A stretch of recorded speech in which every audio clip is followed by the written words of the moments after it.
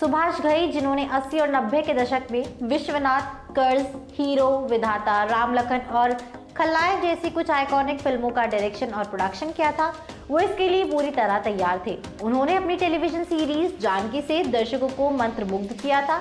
उनकी कंपनी मुक्ता आर्ट्स ने daily series के लिए दूरदर्शन से हाथ मिलाया था। इस प्रोजेक्ट के बारे में बात करते हुए सुभाष घई ने कहा, महामारी के इस दौर में मैंने घर बैठे सबसे ज्यादा जो सीखा है वो है सिनेमा और टेलीविजन माध्यम के बीच के बड़े डिफरेंस को देखना, खासकर जब टेलीविजन पर कंटेंट को OTT सीरीज जैसे 3 प्लेटफॉर्म्स में डिवाइड करना, जैसे टेलीविजन सीरीज और मोबाइल शो। सुभाष घई ने कहा कि मैंने महामारी के दौरान हर छोटे पर्दे पर ज्यादातर शो देखे और टीवी के लिए ज्यादातर प्रोफाउंड राइटर्स के साथ बातचीत की, जिन्होंने मुझे ऑडियंसेस को टेलीविजन स्क्रीन पर बांधे रखने का सही तरीका सिखाया था। उन्होंने कहा, इसलिए मैंने 2021 में कंटेंट के साथ प्रयोग करने का फैसला किया था और ZEE5 के लिए 36 फार्म हाउस नामक एक दिलचस्प पॉकेट कॉमेडी नाटक को प्रोड्यूस किया था, जो दर्शकों के साथ बहुत अच्छा रहा था और छोटे पर्दे पर एक सिल्वर जुबली वीक भी मनाया था। ये एक रोमांचक चुनौती थी और छोटे पर्दे पर दर्शकों और उनके कंजम्पशन पैटर्न को जानना और समझना मेरे लिए एक तरह से फिर से सीखने जैसा था। इसकी सफलता ने मेरी कंपनी मुक्ता आर्ट्स को दूरदर्शन के लिए एक दैनिक सीरीज बनाकर अन्य चैलेंजिंग एक्सपेरिमेंट के लिए एनकरेज किया जब हमसे संपर्क किया गया था, और मुझे इस बात की खुशी है कि उस दिन शूटिंग का मुहूर्त वाला दिन था।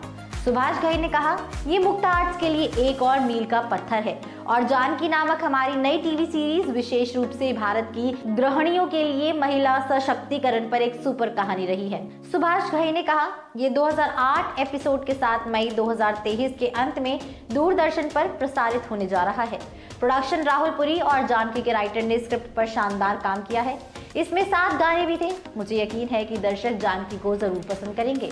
जानकी महिला सशक्तिकरण पर एक कहानी रही, खासकर भारत की गृहिणियों के लिए।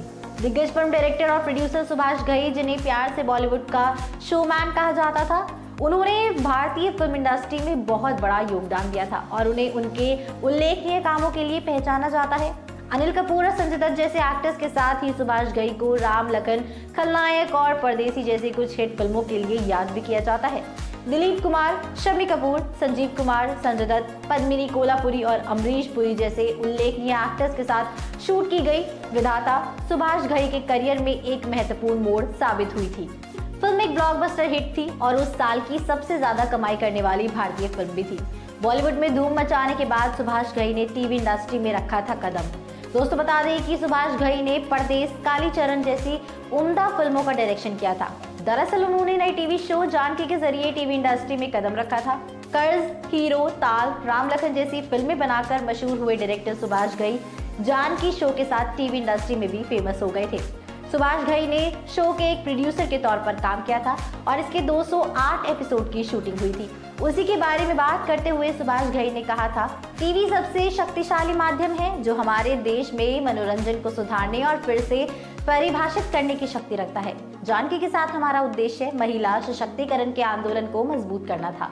सुभाष घई का कहना था कि स्टार्स की ऊंची फीस के बाद प्रोड्यूसर्स के पास कोई पैसा नहीं बचता है।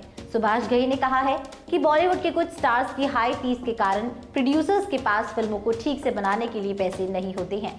फिल्म प्रोड्यूसर सुभाष घई ने बॉलीवुड स्टार्स द्वारा फिल्मों के लिए बहुत ज्यादा फीस लेने की आदत की आलोचना करते हुए कहा था कि इससे फिल्म को ठीक से बनाने के लिए प्रोड्यूसर्स के पास पैसे बहुत कम बचते हैं। डायरेक्टर प्रोड्यूसर ने कहा कि डायरेक्टर्स को उसी हिसाब से पेमेंट करनी चाहिए, लेकिन हो नहीं सकता क्योंकि स्टार्स को पेमेंट करने के बाद पैसे नहीं बचते हैं। बॉलीवुड फिल्म्स में कथित तौर पर 100 करोड़ जितना ज्यादा मुआवजा लिया जाता है। इसमें डिस्ट्रीब्यूशन और अन्य अधिकारों में उनकी फीस और शेयर शामिल है, जबकि किसी भी स्टार ने इन नंबरों की पुष्टि या फिर खंडन नहीं किया है। कई रिपोर्ट्स में कहा गया है कि सितारे बहुत ज्यादा हाई फीस लेते हैं, जो कि उनकी फिल्मों के बजट का अधिकांश हिस्सा होता है। इस आदत को संबोधित करते हुए सुभाष घई ने बॉलीवुड हंगामा से कहा था, ये बहुत अच्छी बात है कि स्टार्स को 100 करोड़ मिलते हैं, लेकिन एक डायरेक्टर के रूप में मुझे तब 125 करोड़ मिलने चाहिए थे। आखिर मैंने फिल्म बनाई थी, मैं चाहता हूँ कि उन्हें 100 मिले और मुझे 125, लेकिन जब डायरेक्टर के पास 2 करोड़ रुपए बचे हैं तो मुझे इतने पैसे कैसे मिलेंगे। प्रोड्यूसर का हिस्सा सिर्फ प्रोडक्शन मैनेजर का होता है।